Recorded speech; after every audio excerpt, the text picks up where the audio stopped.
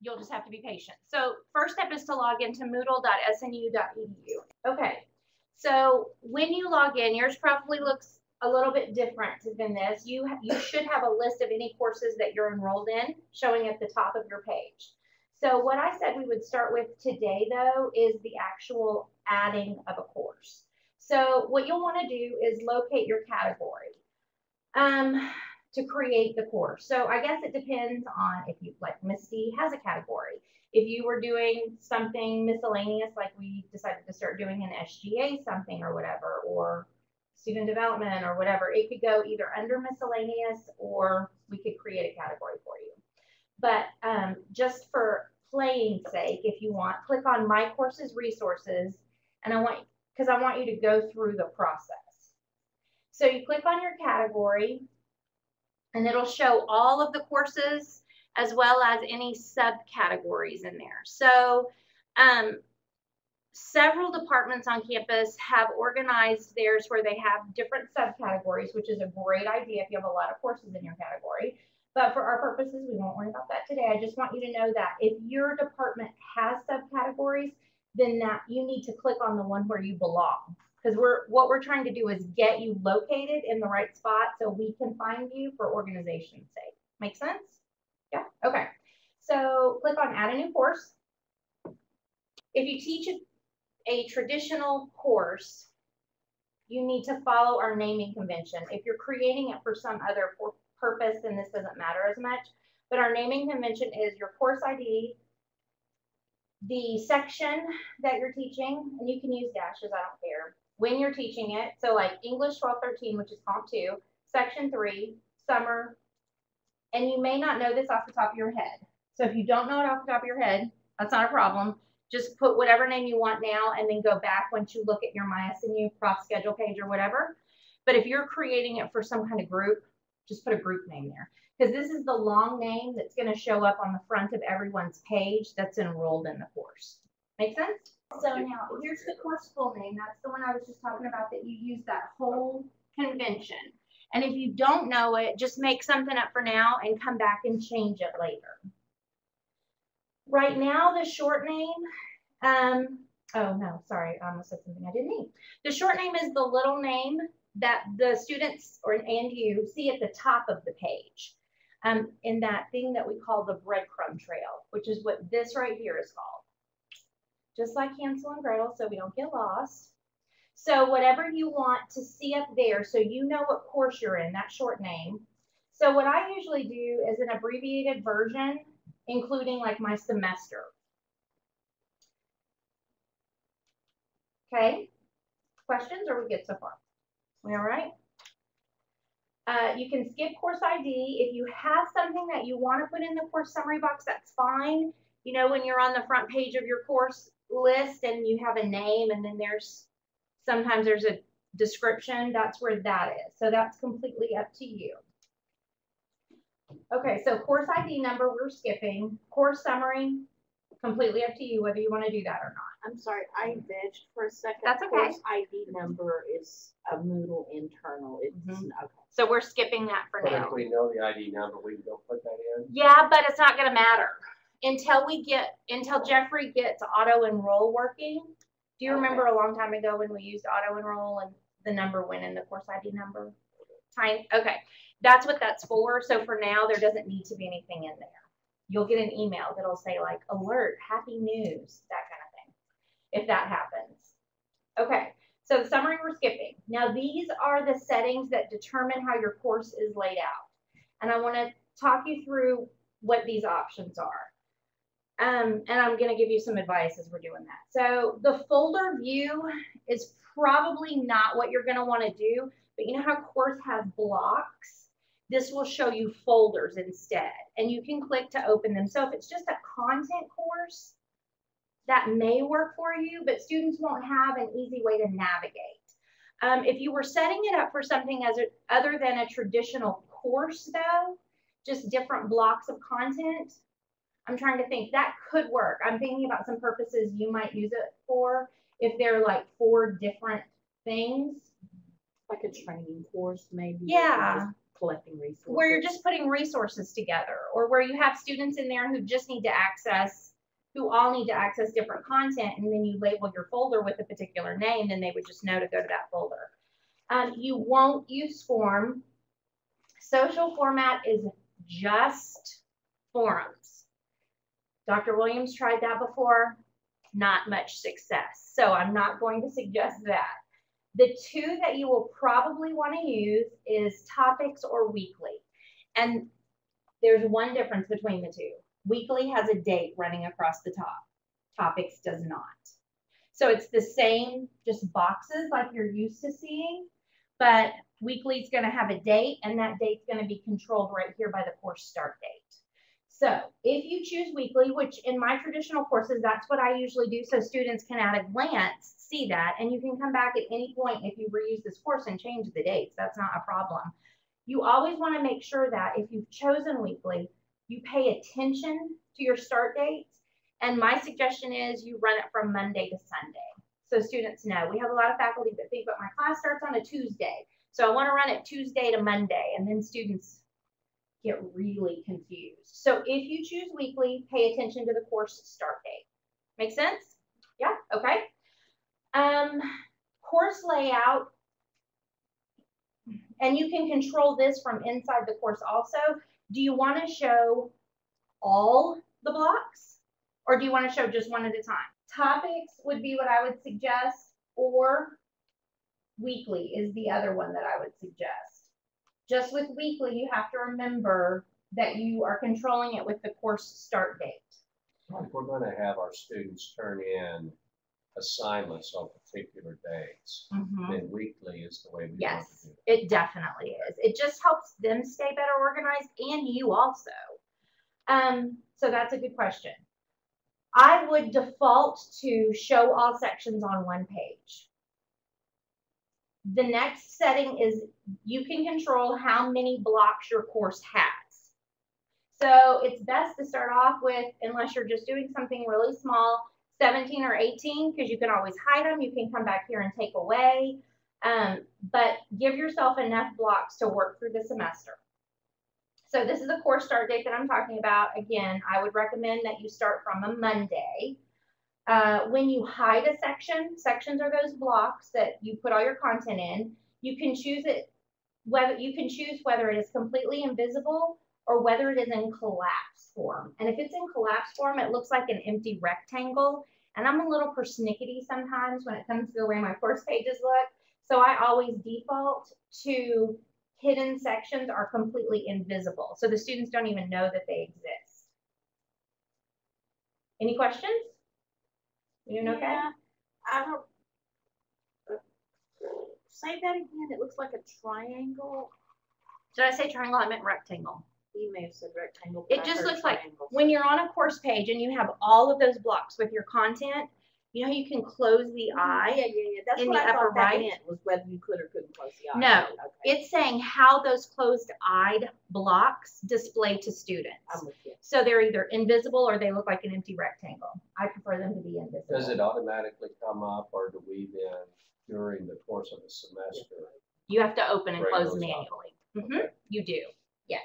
And we'll see what that looks like in just a second. If you're going to use the gradebook, click yes. If you are not going to use this gradebook, set it to no, because that way the students don't even see it as an option in the block on their course. But if you leave the gradebook available, they're going to wonder why you're not using your gradebook. So if there's a problem, if you're having some kind of problem with your grades and you've contacted me to troubleshoot for you and you're concerned because students have a lot of questions, feel free to turn it to no, and then we can turn it back on to yes after we have done our troubleshooting. If you are concerned about the size of files, I wouldn't make it, this 100 megabytes is pretty good. You don't want it to go any smaller. That's just what files your students are allowed size-wise to upload, as well as what you are allowed to attach in the course upload. Because 100 megabytes clearly would be. It's big. 15, 20-page paper they could easily do. Oh, yes. A 15, 20 page, unless they've got a lot of images in it, that's going to be a lot smaller than that. So that's a good size even for people who have them upload PowerPoints. Okay, so the next block is guest access. And what guest access Can you means? tell us about Sure. show activity reports? Okay, this is one that shows, this is for participants. This allows the participants to see, click on an activity report under their profile and see what they've done in the course. So that's just something I don't usually use. I tell them they can go back to the grade book or to the assignment to double check. But if you want students to be able to see when they've accessed and track their own access. If that's off, does that keep the administrator from No. Teachers and administrators can always see that. This is only for students to be able to see that. And as I'm talking, talking, they have turned assignments in or not turned assignments in. it won't always show a submission, especially if you use turn it in. It'll just show if they accessed the assignment, but it will show, did they post to the forum? Did they upload a file? Did they click on a link? And it'll also show how often they logged into the course, when they logged in, that kind of thing. How long they were on, what time. Yeah. So we as teachers can always see those. And I'm looking at Misty Miss Retention as I'm walking this through, thinking that this hasn't always been an option for us, but it might not be a bad idea to turn that on to then for a little self-efficacy there, huh? Because then we could tell students, well, let's pull up your activity report and blah, blah, blah. So that might be a good idea. We'll just say that it's up to you, but Misty and I are saying at this point, it could be a good thing for them. All right. The only reason I ever have guest access on a course is if you do not care who clicks in and out of your class. It doesn't track them coming in. It doesn't track what they do. They can just come in, look, and leave. I don't have any courses like that. Even the faculty and staff, my courses resources page that I want people to go watch videos on, I don't allow guest access. I make them self-enroll because that way I can see if they're emailing me, have they ever even looked at the resources? So there's really not a reason that you would want to allow guest access, especially since our courses aren't open to the web. If you decide though to allow guest access and you want to set a password, this is where you would do that. If you were forcing groups, you and I will need to work together separately on that. It's not a bad thing, but we're not going to do that today. We do them a lot in the online courses, so students don't have to read through, for instance, on a forum, they don't have to read through all 25 students' posts. They just are in a little group of like 5 or so. So it does work, and in face-to-face courses, if you have them posting to forums, talk to me about groups, and we can definitely look at that. This also, Carolyn Waterman and Bob Lively have used it to run multiple sections of the same course on one Moodle page. So like Bob was teaching a couple of sections of Modern World, and so we divided his course in 2 different groups. He could see the grade book separately. He could see their assignment submission separately. So if you teach like Christian Thought, I don't even know, is Christian Thought still a class? Okay. Foundations. Okay, so if you teach a couple of sections of that and you only want to monitor one Moodle page, you can do that, and I can help you set that up if you decide to do so. All right. This is a very important setting, the availability.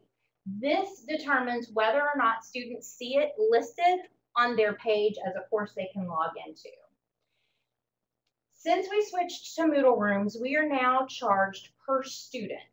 All right, so that per student is students who are in active courses. So if your course, it's the end of the semester, you've exported everything, you are done with that course, but you're not ready to reset it, always go in and make it unavailable to students. If you're working on the course at the beginning of the semester and you're not ready to see it, always click to this course is not available to students. But if you want it to just show up active in their list, it needs to be set to available to students.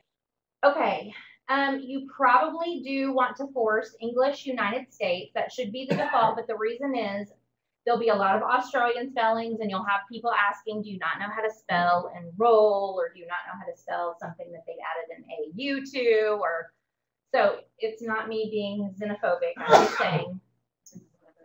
Okay, now the last thing that you want to possibly make change here is when we switch to Moodle 2, it allowed for this new module in Moodle called completion tracking. So if you have a lot of assignments that students are doing, resources that they're reading, it'll create these little boxes beside each one. So you need to decide if you want like everything to have completion tracking on it. And if you do, then you click enabled and then you control it via each activity. Or most people will probably not use it. If you decide you want to, we'll have a special video just for you by the end of the summer, though. Can I ask I don't understand the advantages of not having that. It just seems like a great tool for the student. It can be if you have a lot of things that they're working through, yes. Otherwise, it's a bunch of little black boxes. Yeah, I've seen it, so. So it's really up to you whether you think it's something that would be useful for your students or not. As a box checker, I probably like right. it. You're not talking about having closing the box off once you hit a particular due date or time so that they no longer can submit late work. Right? No, this is something It's that. like a checklist. I did this or I didn't. When it's completed, it checks itself. And you can either allow the students to check that box themselves, or you can set some parameters on each activity. Like if they do this in this amount of time, or earn this grade on a quiz, if you do any online quizzes or whatever, then that box would automatically check itself. So this is if you're a list checker, like Sheila, for me, I cross things off of my list, but it hasn't been worth it for me on this. But I'm willing to support someone who experiments. I know that Gwen and Tamara use this, and there are some other people, actually the sciences, and I think they do it because they link so many readings. So I do not suggest that you change the name of what people are called in the course. Just leave that as is, click Save Changes.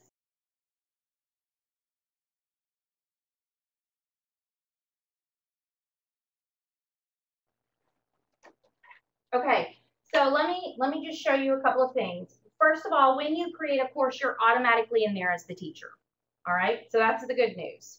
And then there's a little, if your editing is not already on, upper right, there should be a little green box that says turn editing on. So click that, and yours should look a little bit more like mine. Okay, so first thing is, remember I told you you could go back in and change the dates, make this course available, unavailable to students. You should have a block on the lower left-hand side that says settings. And underneath it, it says course administration. And then a couple of things down, it says edit settings. And so if you want to click on edit settings, you'll get back to the page that we started from. Okay? And so if you want to hide this course is not available to students. If you want to turn the grade book off, you can do all of that. And remember I mentioned the breadcrumb trail earlier. This is what we want to use to navigate. So if you want to go back to the front page of your course, you just click on the short name. If you would have changed anything on that page though, like if you would have made it unavailable, you would have needed to make the click, scroll down, save changes, and then you would have come back. So I just want to remind you guys, settings. The availability you can switch now. Yes, that's why I took us there. Sorry. No, that's okay. I think you were troubleshooting for Misty. Settings, course administration, and then edit settings. All right. Okay, so let me just show you a couple of usage things. By default, there are several, as you can see, we call these side blocks, like the whole navigation panels. There are 2 of them on the left. And then on the right, we have some that are created by default. I already admitted to you all that I get a little persnickety about how my page looks. So I don't ever use search forums. What search forums is if you have forums and you want students to be able to search for a particular keyword within it, you can use this. If you don't, I prefer anything that you're not using, you go ahead and clean up. So you would click yes, you want to delete that box. Another box that I don't use is latest news. because that's that news form at the top of the page. They're going to get an email, so I don't see why they need a box, but if you want them to, it's okay. What's your question? Ever taught to use this? Well, they don't delete those. They can only read them. No. But when are the students introduced to an Moodle? SI? I do that during an SI. And so they know the tricks on this theoretically. Well, They no. see them in those first 5 days when they're being pummeled with all of the other And information then about freshman being a student. faculty are told over and over again, it is your responsibility to teach your students how to use Moodle. Okay, so by the second semester, They should be good. or summer for online, Yes. they should be comfortable navigating. In Yeah, theory, but yeah. But let me show you. In this resources box, there's a student, my courses resources page that I always show students the very first day of class. I remind them it's there. It tells them how to upload assignments. It tells them how to check the grade book, how to create a video. So there are resource videos available to them if they'll just go there. That course, as well as the faculty one, all the videos are being updated over this summer, so they'll match the look. This little resources box right here are resources just for students that are going to take them off of your course page. So if they're saying they don't understand how to do something, tell them to go to that resources box, and it'll tell them how to post to a forum, how to check their grade book, look at Turnitin feedback, all of those things. Okay, Missy and Sheila were mentioning something that's very important, and that's student navigation, and I'm going to turn editing off really quickly just to show you two things that students often get confused about. One of them is docking blocks. So students have their settings block down here, really has like their profile in it. Underneath their profile is their link to their grades. And what happens is if you click on these little white and blue boxes, it docks them, which means it takes them over to the left-hand side. See how there are little white and blue boxes in these? What happened to it when I clicked it? See, it took it over to the left. Oh. Okay, so you can dock everything if you want, but let me give you 2 words of warning. One, as a professor in a course, you're going to struggle some with the navigation and settings. They don't always show properly in the pop-out, so I don't block settings and navigation. That's up to you though if you want to, but if you decide you want to unblock one box at a time, there's a blue and white box again, you just click it and it pops right back out. If you want to undock all of them, this box right here will pop all of them back out to where they were originally. Okay, so that's the professor warning. The student one is, students often do this accidentally. And then they say, where did my link to grades go? First thing to say is, let's look over in the far left, and do you have a box or a little bitty link that says either profile or settings? And then you can show them how to undock that. Make sense? And you can't block it from being able to be docked. No. Nope, that's one of the That's not features. necessarily What bad. is it? No. What's the advantage of doing it? It cleans up your course page.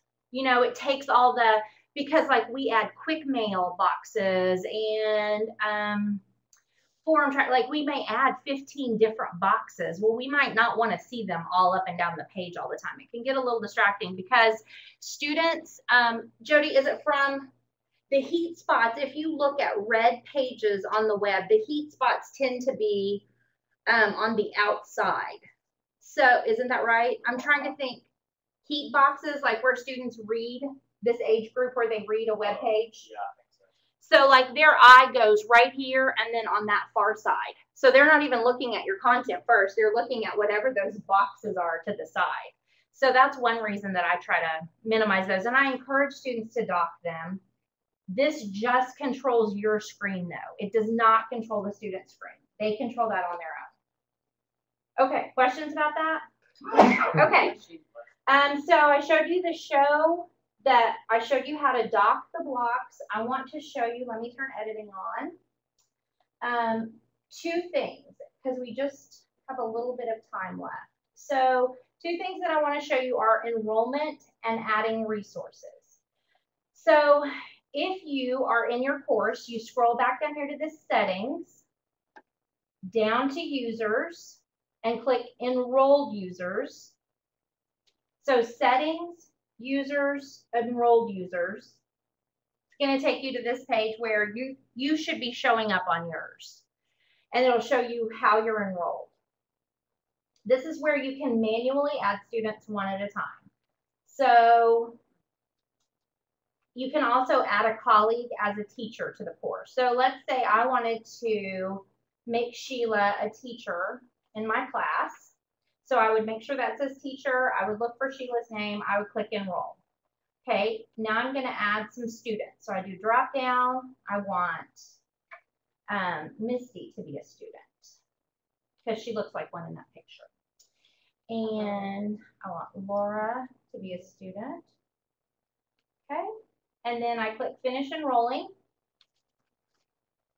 And you can see my little block spinning up there. So you can test enroll someone, especially if you do someone in this room. That'll be good. You'll see the role that they're in the system. So most of yours will say student, but because everyone in here has course creator rights. But this shows how they're enrolled in your course. If you need to change the role, the way that they're enrolled in your course, you can do so. But marking that little X out does not remove them from your course. You have to come all the way over here to the right and click unenroll to take them out of your course. So this is how you put students in and out of the class. Make sense? There is another way that they can be enrolled. Well, there are two ways. Number one, Jeffrey is working on a way to enroll students automatically. The other thing, the way that we've been managing it the past couple of years is this way, or I send you an email with instructions on what you need to do, and the email you need to send your students for them to self-enroll if you would rather have them do that.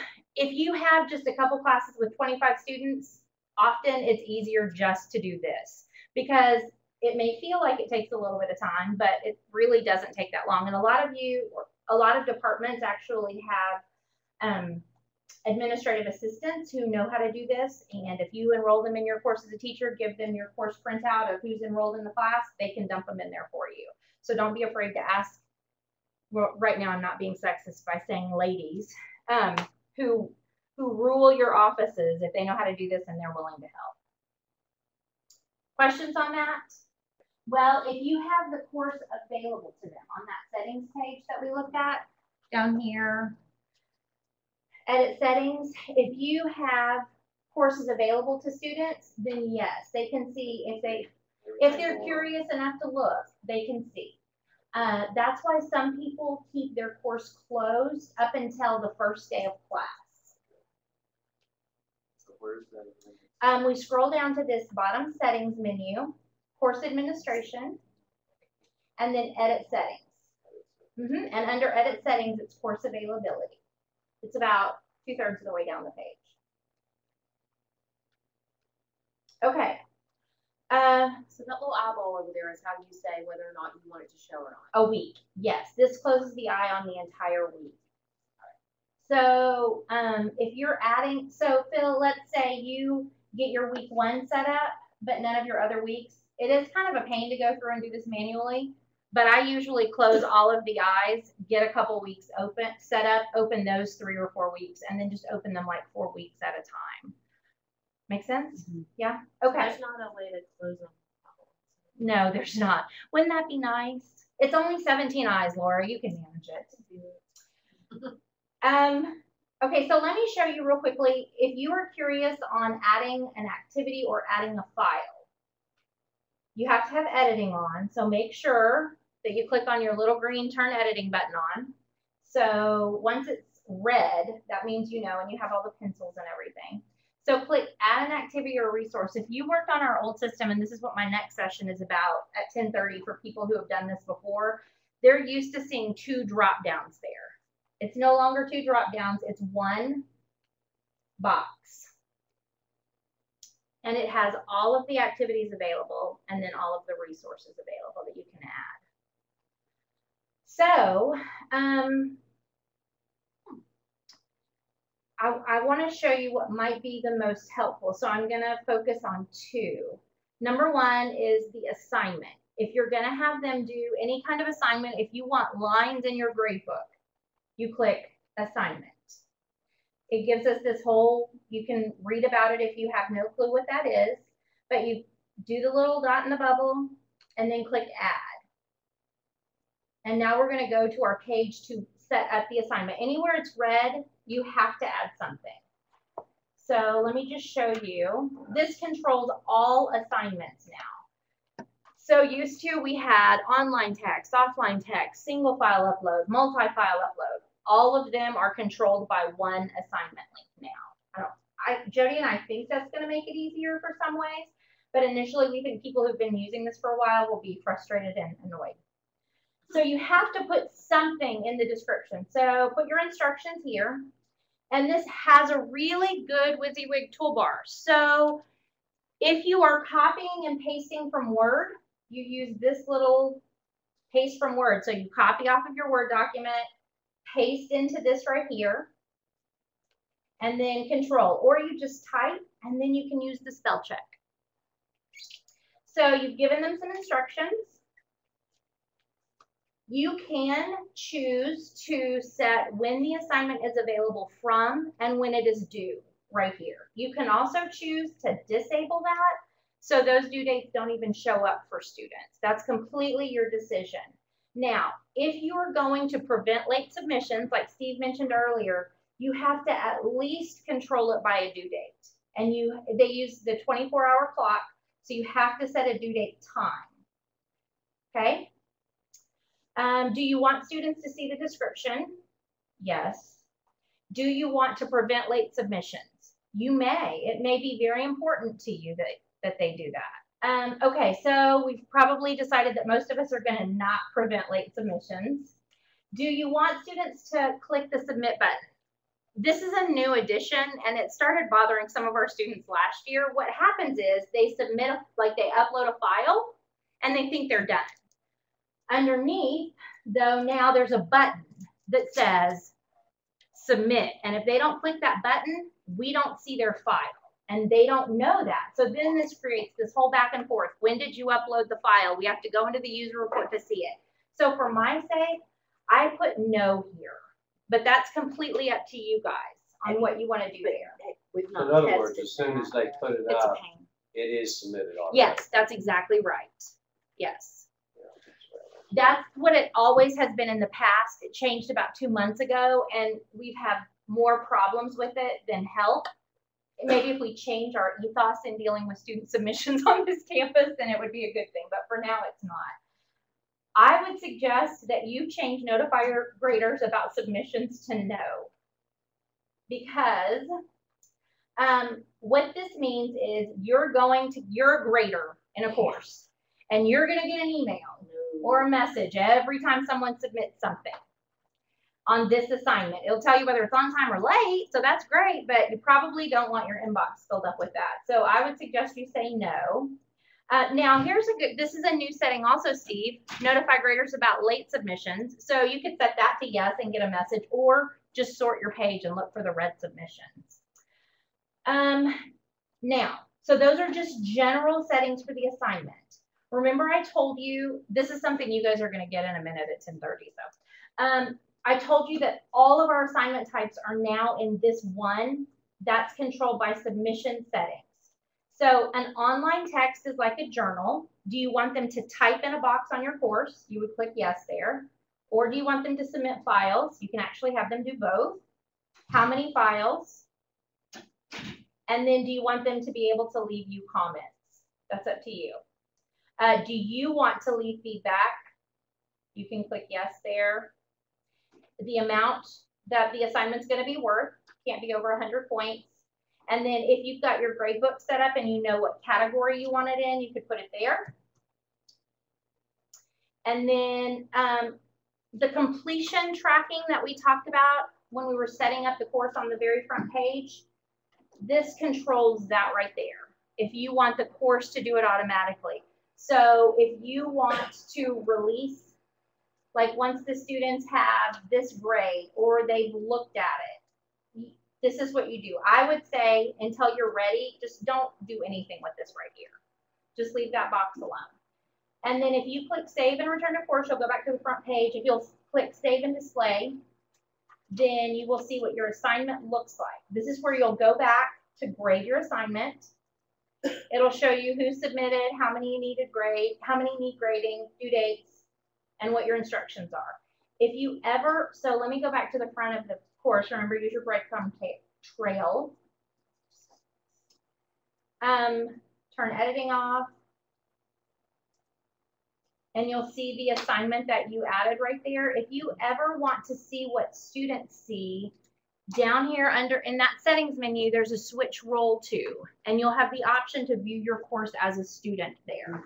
I would suggest that you do that sometimes, because you may think that you have everything open just because you can see it and the students can't see it. Marion, we were talking earlier about the eyes that control each week. We've had 2 incidences this semester where a faculty member opened all the eyes in the week, but didn't open the controlling eye. And so the students couldn't see anything, but the faculty member could see it all. So he or she thought, so sometimes it's good just to switch role the student and see what the student sees. Okay, one last thing before we switch gears. So we added an assignment, and I know this is quick. I'm just giving you a fast look at it, but this is also where you would add a URL link. So if you're embedding a web link, if you want to add a file, Steve, I think you add like some ancillary resources for students like PDF files. You do that here and it should look the same as it has in the past. You go through those same steps for URL, file, whatever, and add your content. Now they did add a drag and drop feature. So if you want to minimize your screen, drag it over, or you just use the old school add button. And I want to mention one thing about the drag and drop and my experience with that. Yes. When you drag it and let it go, that arrow stops moving like this. Just wait a second.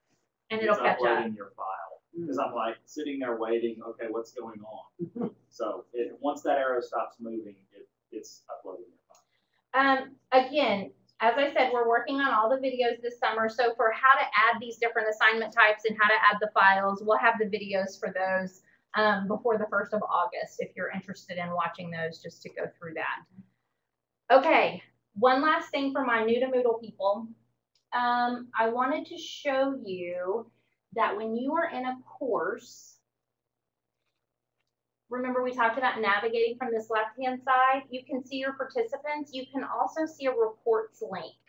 So if you click on that reports link, you can look at the logs for your course. You can choose the student or the assignment, or you can choose all days, all assignments, and you can sort through and see who's been accessing what.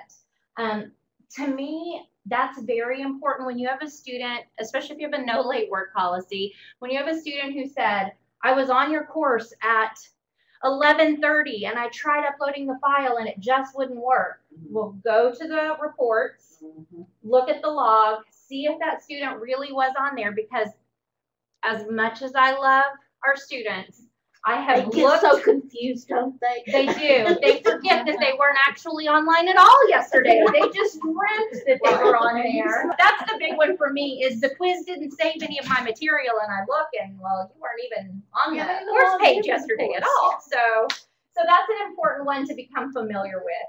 Also, it helps you know who's looking at what you're posting on there. Are they using any of your resources? Because if they're not, you may be wasting a lot of time adding a lot of ancillary material, and let them know.